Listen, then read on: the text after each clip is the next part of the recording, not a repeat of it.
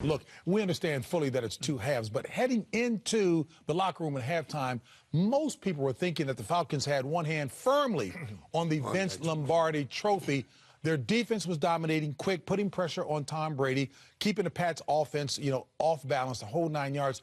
What was it that Atlanta was doing well that kept the Patriots off balance? I think everybody was thinking, oh, my gosh, I can't believe Atlanta's up 21-3 at half. I mean, that's what I was thinking. Yeah. We didn't expect that. But, there's a couple things. I think that first half until the end, the speed of Atlanta's offense and defense caught the Patriots by surprise because Atlanta is fast, and they had some troubles. The outside run game, the ferociousness of it early, New England was not ready for it. The other thing is, you said it, they pressured Tom Brady. Yeah. The defensive front was extremely active. I mean, they were doing all kinds of twists, and they constantly were putting pressure on him. So that was making him, move around, make some throws he doesn't usually do. And believe it or not, especially on the interception, they confused him. He threw away a couple footballs because the coverage was a little different than he thought, and he got bad results. That's exactly. And I thought, watching it, I was like, okay, Dan Quinn, Seattle, Seattle loves playing zone. Atlanta came out and straight pressed everybody, dropped the robber in. They were hitting early in that game. The first couple of hits on Edelman, I felt like it was going back to the Cam Chancellor hit on Demaryius Thomas, the setting the tone. And they set the tone for that football game. I didn't think they had the ability. I knew Atlanta had the ability to put up 21 points. I didn't think that defense had the ability to stop New England like that in the first half. You know what I thought, guys? Here's the thing. There were 2 turnovers in that first half, one by LeGarrette Blount and the interception return for a touchdown.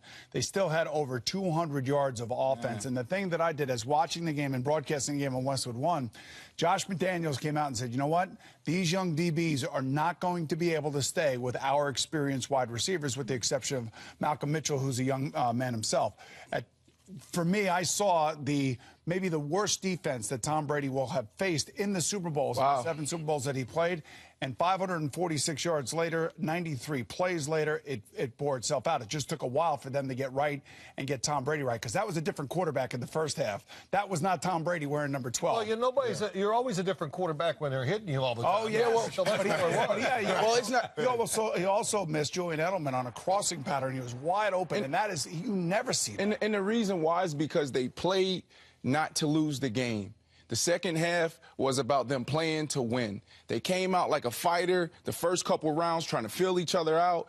And Atlanta came out like Mike Tyson. They said, I'm just going to be aggressive. I'm going to throw everything at you. And about time they looked up, they were down 21-3 at half. This came down to Tom Brady and the New England Patriots playing the way they did throughout the entire playoffs, and playing conservative and not picking it up until the second half. And also what Atlanta did on offense was they still got Julio Jones the ball versus double coverage. He made 2 big catches in the first half that opened up the entire field. That's when you see a tight end, the rookie tight end, go down the seam and catch a touchdown. He opened up everyone else because he made 2 catches. When the guy was supposed to be inside leverage, he ran an in cut, and he still caught the ball, and he ran an out cut when the guy was underneath him and inside with help over the top.